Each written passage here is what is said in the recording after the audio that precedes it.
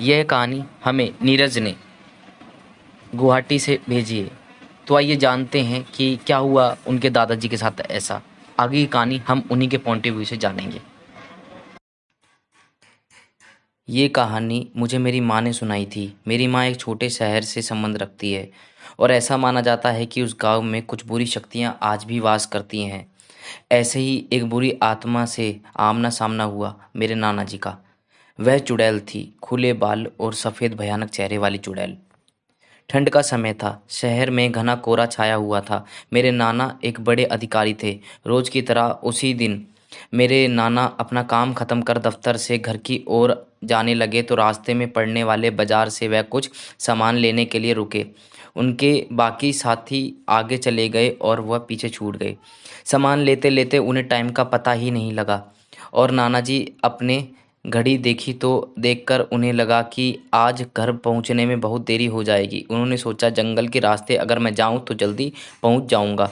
इसलिए उन्होंने जंगल की ओर गाड़ी घुमा ली। काफ़ी अंधेरा हो गया था। नाना जी तेज गति के साथ गाड़ी चला रहे थे लेकिन उनकी गाड़ी के आगे एक औरत आ गई। उन्हें झटके से ब्रेक मारनी पड़ी और औरत गाड़ी के सामने आ गई थी। वह तेज तेज रो रही थी। नाना जी को लगा कि वह जरूर किसी मजदूर की पत्नी होगी। रास्ता भटक गई होगी। रास्ता सुनसान था, इसलिए उन्होंने सोचा कि इस महिला की मदद करनी चाहिए और उन्होंने उस औरत से पूछा कि वह यहाँ अकेले क्या कर रही है। उसने कोई जवाब नहीं दिया, जोर जोर से रोने लगी। ऐसा लग रहा था कि मानो सारा जंगल उसकी आवाज़ से गूंज रहा है। नाना ने पूछा कि उसका घर कहाँ है और वह कुछ नहीं बोली। और नाना जी ने बोला कि तुम मेरे साथ चलो मेरे घर, सुबह तुम्हें तुम्हारे घर छोड़ दूंगा। वहाँ नानी जी के साथ चलने के लिए तैयार हो गई और गाड़ी के पीछे वाली सीट पर बैठ गई। रीति रिवाज के कारण उसने अपने सिर पर घूंघट डाल रखा था जिसकी वजह से उसका चेहरा छिपा हुआ था। गाड़ी पर जब नाना जी का इंतज़ार कर रहे थे, जैसे ही गाड़ी की आवाज़ आई सब भागकर इकट्ठा हो गए।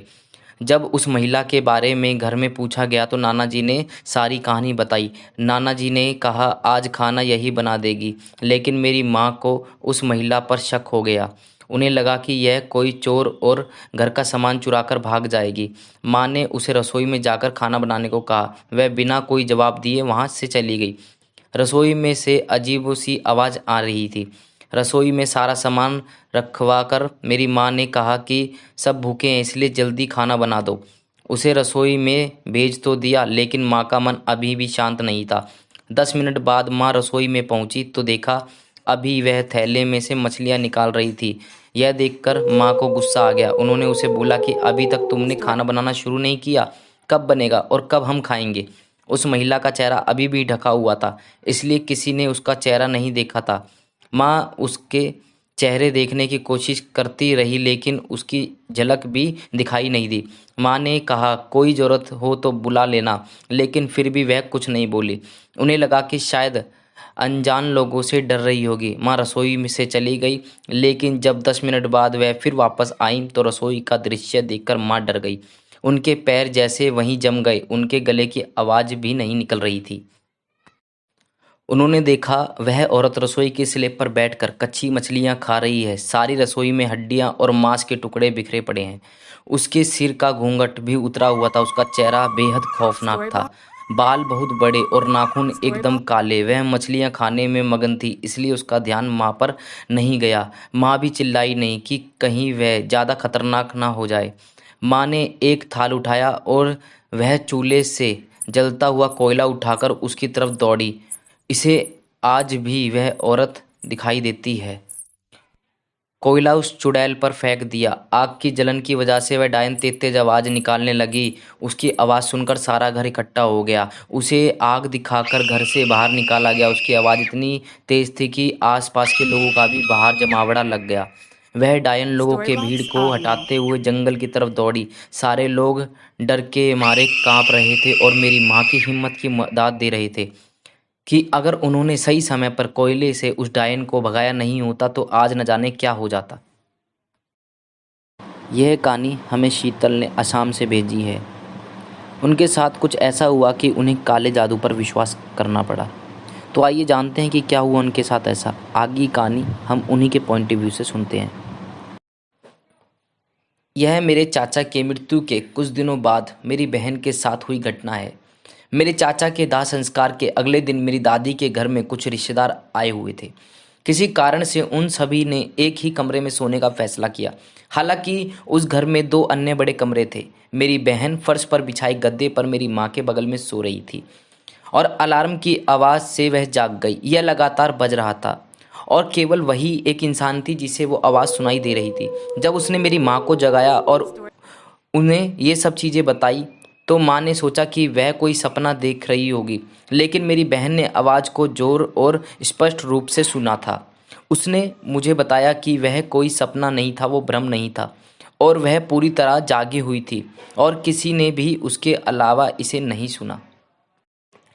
कुछ समय बाद वह फिर से सोने की कोशिश कर रही थी कि इस बार उसे लगा कि उसके सिर पर कुछ गिरा हुआ है।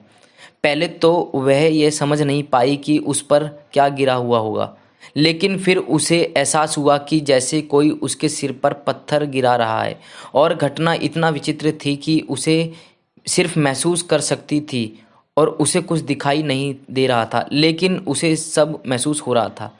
उसने बस अपने सिर के ऊपर कंबल खींचा और प्रार्थना की जल्द ही सुबह हो जाए। किसी ने उसके इस बात का विश्वास नहीं किया, लेकिन मैं उसके बात पर विश्वास करती हूँ। वह निश्चित रूप से ऐसी लड़की नहीं है जो कि ऐसी कुछ चीज़ों में झूठ बोले। जब वह यह घटना सुना रही थी तो उसकी आंखों में वास्तविकता भय देख जा सकता था। हमें बाद में एक विशेषज्ञ का पता चला कि किसी ने उस पर काला जादू किया था। मेरे दादाजी की आत्मा, जो मेरे चाचा कुछ साल पहले गुजरे थे, उस काले जादू को रोक रही थी और घर में प्रवेश करने नहीं दे रही थी। केवल यही कारण था कि हमें उस काले जादू के परिणामों का सामना नहीं करना पड़ा। हमने तब उस विशेषज्ञ को सभी बुराइयों को और से छुटकारा दिलाने के लिए कहा और हमने फिर इस घर को बेच दिया। मुझे आज भी वह भयानक किस्सा याद है जो और मेरी बहन फील किया करते थे और उस घर में पीछे वाले हिस्से में थे। घर के पीछे एक छोटा मैदान जैसा जगह थी जहाँ पेड़ पौधे लगाए गए हुए थे और घर के बहुत सारे खराब सामान रखे हुए थे। उस दिन हम दोनों घर पर ही थे और हम दोनों उस रूम में थे जिसकी खिड़की सीधे उस मैदान में खुलती थी।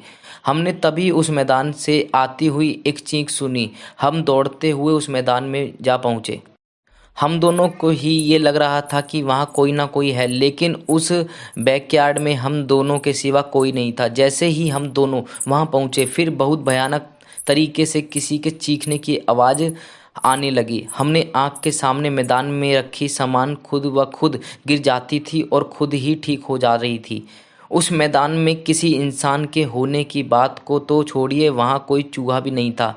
मैं बता नहीं सकती कि उस दिन हमने क्या फ़ील किया। जब मैं भी सोचती हूँ कि वहाँ क्या हुआ होगा, तब मैं हैरान हो जाती हूँ कि क्या मैं सच में हमारे साथ हुई थी, क्योंकि जब तक मैं इस तरह की घटना को सिर्फ कहानियों में समझती थी और भाग्यशाली थी कि मैं और मेरी बहन या मेरे परिवार को उस काले जादू से कुछ भी नहीं हुआ।